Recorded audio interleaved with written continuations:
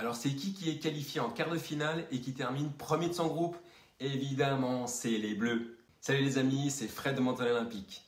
J'espère que vous avez une forme et un mental olympique. Encore une magnifique victoire de notre équipe de France, cette fois contre l'Italie. Une équipe contre qui on a parfois du mal à s'imposer. Mais là, rentrons directement dans le vif du sujet de ce match. Et le mot qui me vient à l'esprit immédiatement, c'est le mot maîtrise. Oui, pour moi, ce dernier match en phase de poule, il se caractérise par le fait que la France maîtrise. Elle maîtrise parfaitement son rugby et du coup son adversaire. C'est un véritable rouleau compresseur. Offensivement, défensivement, tout y est. La préparation de ce match est exemplaire parce que les Français ne se sont pas précipités. Les Français ont parfois su être patients pour attaquer et pour contre-attaquer au bon moment. La maîtrise du rugby grâce à la maîtrise mentale. Alors après cette victoire qui signifie qu'on est qualifié et premier de cette phase de poule, je vous dis pourquoi, malgré les adversaires de taille qui se dressent devant nous, nous allons aller au bout. Déjà, à l'heure où je fais cette vidéo, on ne connaît pas encore l'adversaire qui va se dresser contre nous en quart de finale. Mais ce qui est sûr, c'est que face à nous, ça va être du lourd. Mon souhait personnellement, c'est qu'on joue l'Afrique du Sud direct. C'est le moment de les jouer. J'ai des amis sud-africains qui me chambraient en début de la compétition en me disant « On va vous écraser les petits Frenchies ». J'ai vraiment hâte de voir ça. Maintenant, je vous dis pourquoi je pense qu'on va aller au bout. Déjà, je vous dis franchement, je vois beaucoup de similitudes entre cette équipe et l'équipe de France de football 98. On est à domicile, on a énormément de talent et on s'est qualifié facilement pour les quarts de finale. Ensuite, plus concrètement, quand on prend match après match et qu'on voit comment la France s'est déjouée des pièges les uns après les autres, on peut vraiment être super confiant et penser au titre. France-Nouvelle-Zélande.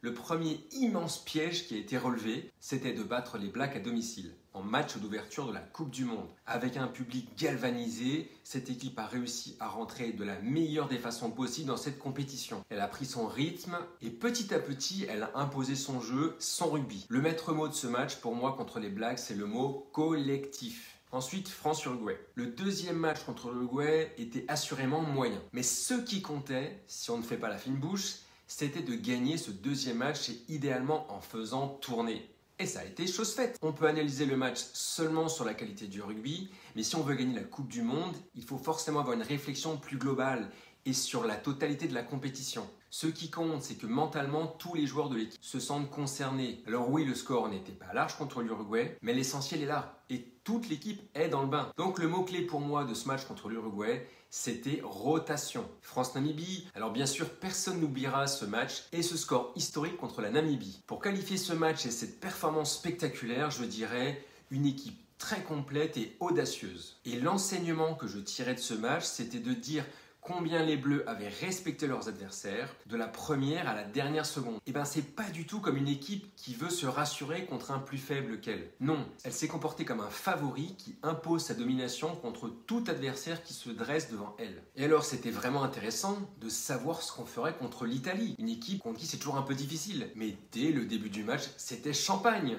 Le maître mot de cette rencontre, c'est détermination. Donc à l'issue de cette phase de poule, les mots qui viennent à l'esprit, c'est collectif, rotation, complète, audacieuse, détermination et maîtrise. Tout en sachant qu'on a des joueurs de très haute qualité à tous les postes. Honnêtement, les superlatifs ne manqueraient pas dans cette équipe, tant cette équipe est belle.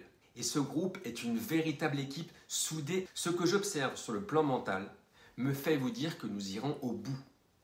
Pensez à me dire qui est le Français qui vous impressionne le plus mentalement dans cette équipe. Dites-moi ce que vous avez pensé de cette phase de poule. Et surtout, si ces vidéos vous plaisent, pensez à vous abonner. Mettez-moi en commentaire les sujets que vous voudriez que j'aborde en préparation mentale et je me ferai un plaisir de vous répondre. Allez, à très vite.